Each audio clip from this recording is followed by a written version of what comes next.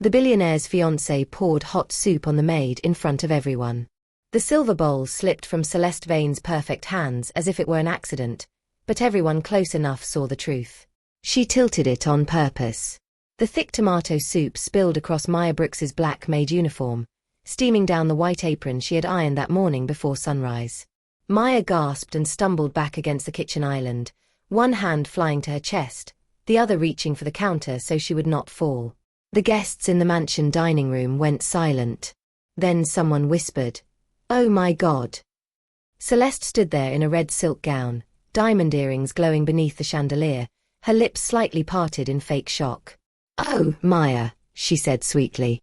"You really should be more careful around expensive people." A few guests looked away. No one moved. Maya's little boy did. 6-year-old Caleb Brooks came running from the staff hallway, clutching a small toy fire truck in one hand and an old photograph in the other. "Mommy," he cried. Maya tried to turn away so he would not see the soup dripping from her uniform. "I'm okay, baby." But Caleb saw everything. He saw the pain in his mother's face. He saw Celeste smiling. And then he saw the billionaire standing frozen at the dining room entrance. Adrian Blackwood, the owner of the mansion. The man Celeste was supposed to marry in 3 weeks. Caleb's little face changed. He looked at Adrian, then down at the photograph in his hand. Then he lifted it toward him. "Mommy," Caleb whispered. "That's the man from your picture." The entire room stopped breathing. Adrian took one slow step forward. Celeste's smile vanished. Because the photo in that child's hand was not just an old picture. It was proof of a life Celeste had spent months trying to erase. And what no one in that mansion knew yet was that Caleb had been carrying the truth in his toy fire truck all night. Blackwood Manor sat behind tall iron gates on the edge of Charleston, South Carolina. It had white stone walls, polished floors, crystal chandeliers, and a dining room long enough to make ordinary people feel like guests in someone else's dream. But dreams can be cold. And Blackwood Manor had been cold for years. Adrian Blackwood was 38, the billionaire CEO of Blackwood Hotels, a luxury empire built by his father and expanded by his own discipline. People called him powerful, controlled, untouchable. But the staff had another word for him. Lonely. He was not cruel. He paid well. He thanked the drivers. He never shouted at housekeepers for broken glasses. But he walked through his mansion like a man who had forgotten what home was supposed to feel like. That was why Celeste Vane had seemed perfect to everyone around him. She brought noise back into the house. Parties. Wedding planners. Flower deliveries. Social photographers. She smiled at donors and held Adrian's arm as if she had saved him from sadness. But the staff knew better. Celeste was graceful in public and sharp in private. She corrected accents. Mocked uniforms. Complained about staff smells in hallways. And from the first day Maya Brooks arrived at the manor, Celeste hated her. Maya was 31, a black single mother with deep dark skin, gentle eyes, and a quietness that came from surviving too much without applause. She worked double shifts, hotel laundry in the morning, private dinner service at night, anything that kept rent paid and food on the table for Caleb. Caleb was 6, bright-eyed, soft-spoken, and too observant for rich rooms. He loved fire trucks because Maya once told him firefighters ran toward people everyone else ran away from. So whenever he was scared, he held his little red toy truck and whispered, "Be brave." That night, Caleb was not supposed to be at Blackwood Manor. But his babysitter cancelled. Maya begged Mrs. Rowe, the old housekeeper, for help. "He'll stay in the staff sitting room," Maya promised. "He won't bother anyone." Mrs. Rowe looked toward the dining room, where Celeste's voice floated through the house like perfume over poison. "Keep him away from Miss Vane," she said. Maya nodded. She tried. But Celeste had already seen Caleb once that evening. And the moment she saw his face, her own face changed. Not with irritation. With fear. Because Caleb had Adrian's eyes. Maya had never told Caleb much about his father. Only that he had once been kind, once made her laugh during the hardest week of her life, and once promised to come back. 5 years earlier, before Adrian became the face of a billion-dollar company, he had met Maya at a Blackwood hotel in Atlanta. She was working at the front desk during a power outage. Guests were angry. Elevators had stopped. The lobby was dark. Maya held a flashlight under her chin and told a crying child, "Look, now I'm a ghost with excellent customer service." Adrian laughed so hard he forgot to be miserable. For 1 week, he found excuses to be in that lobby. They talked about everything. Her dream of opening a small bakery. His fear of becoming like his father. Her mother's illness. His loneliness. Before Adrian left Atlanta, he took a photo with Maya outside the hotel entrance. Rain behind them. His hand around her shoulders. Her smile shy but real. On the back, Adrian wrote, "When I come back, remind me I was happy here." He also gave her a number only he used. But the calls stopped. The letters came back. Then a lawyer from Blackwood Hotels visited Maya's apartment and told her Adrian wanted no contact. He offered money. She refused. He told her women like her destroyed men like Adrian. 2 months later, Maya learned she was pregnant. She tried again. No answer. So she raised Caleb alone. The photo stayed hidden in a small envelope inside Caleb's toy fire truck because Caleb had once found it and asked, "Is this the man who made you smile?" Maya had taken it back, crying too hard to explain. After that, Caleb kept it safe. He thought memories needed protection too. What Maya did not know was that Celeste had found Adrian's old family file 2 months before the wedding. The file had been locked inside Adrian's late father's study. Maya Brooks. Contact suppressed. Pregnancy rumor unresolved. Settlement refused. Celeste should have told Adrian. Instead, she kept the file. Because if Maya had a child, and if that child was Adrian's, then Celeste's wedding was not just in danger, her future was. So when Maya appeared on the event staffing list for the rehearsal dinner, Celeste did not cancel her. She requested her. She wanted Maya close enough to watch. Close enough to break. Close enough to make sure no one believed her. The first warning came before dinner. Maya was arranging soup bowls in the service kitchen when Celeste entered quietly. "You look nervous," Celeste said. Maya kept her eyes down. "It's a big event." "No," Celeste said. "It's because you know whose house this is." Maya's hand froze. Celeste smiled. "Did you really think he would remember you?" Maya slowly looked up. The room seemed to tilt. "You know." "I know enough," Celeste whispered. "And I know men like Adrian do not marry mistakes from hotel lobbies." Maya's throat tightened. "My son is not a mistake." Celeste's eyes sharpened. "So he is his." Maya said nothing. Celeste stepped closer. "Listen carefully. You will serve dinner. You will take your little boy and leave. You will never come near Adrian again. Because if you try to turn that child into a weapon, I will make sure everyone sees you as exactly what you are." Maya's voice shook. "And what is that?" Celeste smiled. "Desperate." From the staff sitting room, Caleb heard the word.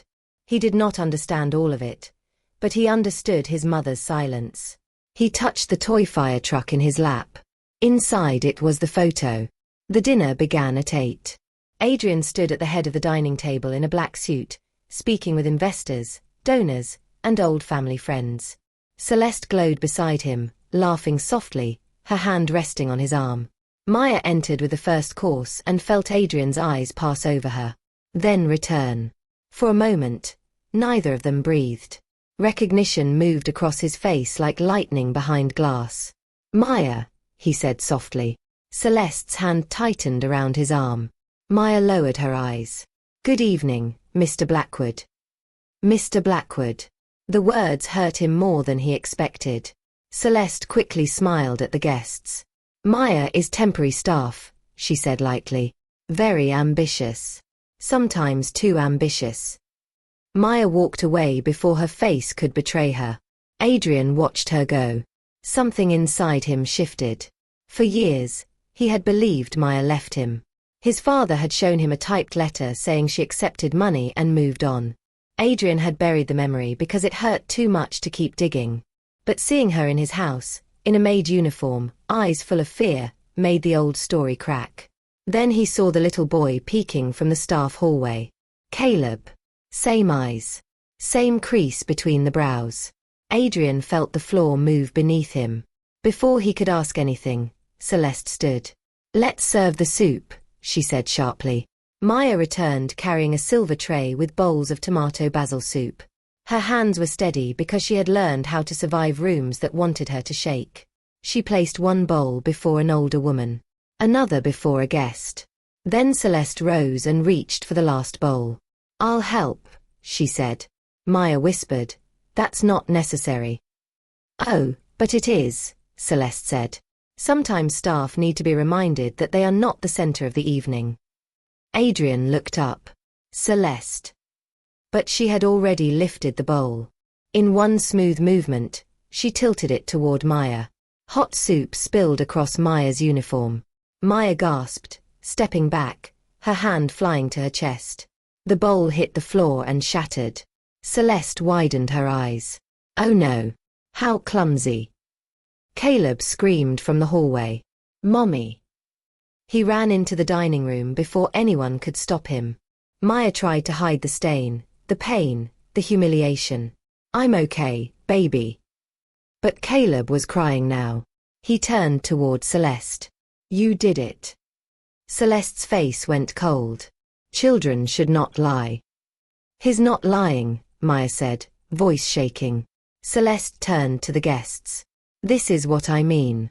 She brings a child into a private dinner, creates a scene, and now expects sympathy." The room stayed silent. Adrian stepped around the table. "Enough." Celeste looked at him quickly. "Adrian, don't let her manipulate you." But Caleb had stopped listening. He was staring at Adrian, then at the photo in his hand. During the chaos, the toy fire truck had opened. The old photograph had slipped out. Caleb lifted it. "Mommy," he whispered. "That's the man from your picture." Adrian stopped. Maya's face drained of color. Celeste moved fast. "Give me that." Caleb pulled the photo to his chest. "No." Adrian held out his hand gently. "May I see it?" Caleb looked at Maya. Maya's lips trembled. Then she nodded. Caleb handed Adrian the photograph. The dining room vanished around him. There he was, 5 years younger, standing outside the Atlanta hotel in the rain. His arm around Maya. Her smile real. His own handwriting on the back. "When I come back, remind me I was happy here." Adrian closed his eyes. For 5 years, he had believed she chose money. For 5 years, she had believed he chose silence. Now the proof of what they had been was in his hands. "Where did you get this?" he asked. Caleb pointed to the fire truck. "I kept it safe." Adrian looked at the toy, then at the boy. "Why?" Caleb wiped his face. "Because it makes mommy cry.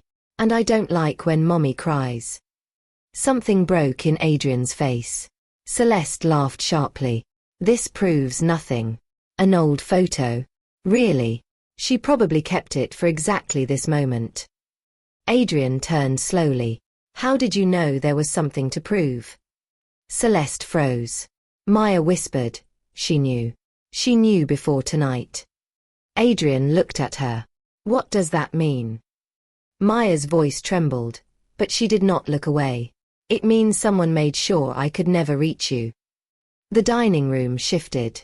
Mrs. Rowe, the old housekeeper, stepped forward from near the wall. "Mr. Blackwood," she said, "there is a file in your father's study. I should have given it to you when he died." Celeste's face changed. "Mrs. Rowe, stop." The old woman did not. "I have been silent in this house for too long." Adrian's voice turned low. "Bring it." Celeste grabbed his sleeve. "Adrian, please. Not in front of everyone." He pulled his arm away. "You poured soup on an employee in front of everyone." A murmur moved through the guests. For the first time, shame entered the room. Mrs. Rowe returned with a leather folder. Adrian opened it. Inside were returned letters from Maya. A payment offer marked refused. A private investigator's report. and one medical document listing Maya Brooks as the mother of a male child born 8 months after Adrian left Atlanta. Father: unknown. Adrian stared at the paper. The room blurred. What is his name? He asked quietly. Maya held Caleb close. Caleb Adrian Brooks. Adrian's breath broke. Celeste whispered, coincidence. But no one believed her now. Mrs. Rowe handed him one more envelope. This was in your father's locked drawer. Inside was a letter Maya had written years earlier. Adrian, I don't know if you will ever read this. I am pregnant. I tried calling, but the number no longer works. Your father's lawyer says you want nothing to do with me. If that is true, I won't beg. But I need you to know I never took money. I never left because I stopped loving you. Adrian lowered the letter. His eyes were wet now. He looked at Maya. I never saw this. She nodded, crying silently. I know that now. He looked at Caleb. The child was still holding his toy fire truck with both hands, standing in front of a room that had tried to make his mother small. How long have you known? Adrian asked Celeste. She stepped back. I didn't know for sure. How long? 2 months, she whispered. You knew there was a child. I knew there was a claim. Caleb looked up. I'm not a claim. Adrian closed his eyes. When he opened them, the room felt colder. No, he said gently. You are not. Celeste tried to recover, tears filling her eyes. Adrian, I was protecting our future. You hid my past. I was afraid of losing you. You humiliated her. She came into our life like a threat. She was serving soup. Celeste's face twisted. You are choosing a maid and her son over me. Adrian looked at Maya's stained uniform, then at Caleb's tearful face, then at the photo in his hand. You didn't need to know who they were to treat them like human beings. No one spoke. Adrian removed the engagement ring from Celeste's finger. He did not yank it. He did not shout. He simply took back the symbol of a wedding built on silence. This engagement is over. Celeste stared at him. You cannot do this. You already did. Security stepped forward, but Adrian raised a hand. No spectacle. Escort Miss Vane to the guest suite. She can collect her belongings and leave tonight. Celeste looked around the dining room, searching for someone to defend her. But the guests who had watched her pour soup on Maya now looked down at their plates. They had seen enough. As Celeste walked out, Caleb whispered, Mommy, did I do bad? Maya dropped to her knees despite the stain on her uniform and pulled him into her arms. No, baby. You told the truth. Adrian knelt near them, slow and careful. Caleb, he said softly, you were very brave. Caleb looked at him with watery eyes. Are you mad at Mommy? No. At me. Adrian's voice broke. Never. Caleb held up the toy fire truck. It kept the picture safe. Adrian looked at the little red truck and almost smiled through tears. Then it did a very important job. After the guests left, Blackwood Manor felt awake for the first time in years. The soup had been cleaned from the marble, but no one could clean the shame out of the dining room. The broken bowl was gone. The flowers still sat untouched. The engagement dinner had ended without dessert, without applause, without a future for Celeste. Maya sat in the small library wrapped in a soft blanket Mrs. Rowe had brought. Caleb slept against her side, the fire truck still in his hand. Adrian stood across from them with the file on the table. I need to say this before anything else, he said. Maya looked up, exhausted. I will not take him from you. Her face crumpled. Adrian stepped closer, then stopped, giving her space. You raised him. You protected him. Whatever a test says, you are his mother. That will never be used against you. Maya covered her mouth. I was afraid, she whispered. Men with your money don't have to fight to be believed. Adrian accepted that. You're right. So I'll put it in writing before anything else happens. Caleb stirred. Mommy. I'm here. He looked at Adrian. Is the mean lady gone? Yes, Adrian said gently. Is Mommy safe? Adrian looked at Maya. Then at the old photograph. She will be. The weeks that followed were careful. DNA confirmed what Adrian already felt in his bones. Caleb Brooks was his son. But Adrian did not announce it with cameras.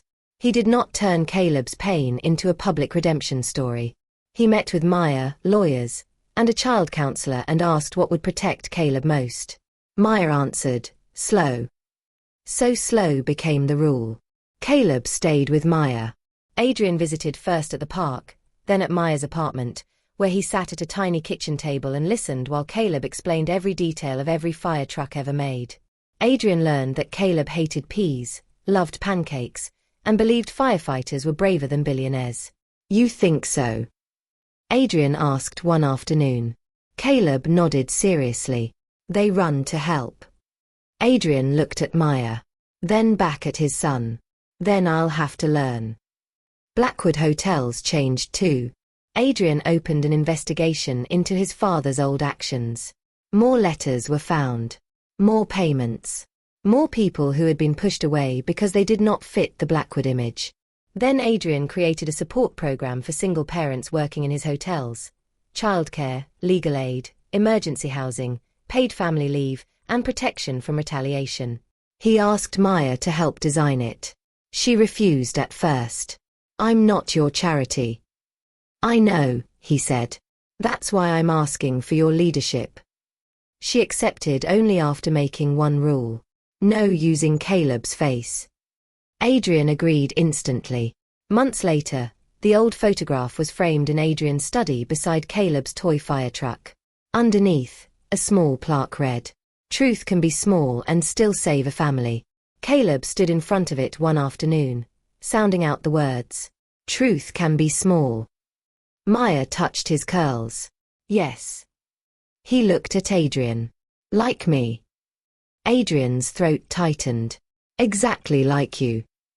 1 year after the engagement dinner, Blackwood Manor hosted a simple family gathering. No senators. No donors. No photographers. Just employees, their children, Mrs. Rowe crying openly into a napkin, and Caleb running through the garden in a firefighter costume. Maya watched from the terrace, smiling softly. Adrian came to stand beside her.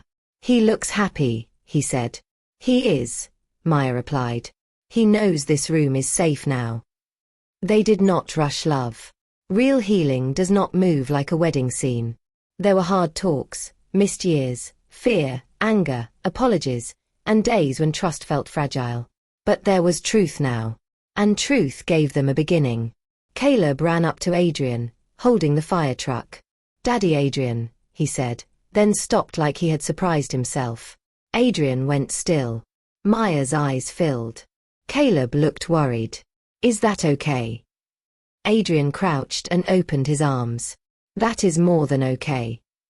Caleb hugged him. And the billionaire who had signed million-dollar deals without blinking closed his eyes and cried into his son's shoulder. The soup Celeste poured was meant to humiliate a maid. The photo she tried to bury was meant to stay hidden.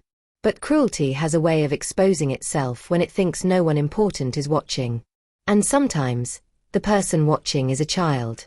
A child with a toy fire truck. A child with an old photograph. A child brave enough to show the truth to the one man who needed it most. Never judge the woman serving the room. Never laugh when someone is humiliated. Never think money gives anyone the right to erase another person's pain. Because truth may be quiet, but it always remembers the way back. If this story touched your heart, like the video, comment where you're watching from, subscribe, and share it with someone who believes small voices can change everything. And the next story begins when a billionaire's bride throws paint on the maid, not knowing the child has already recorded everything.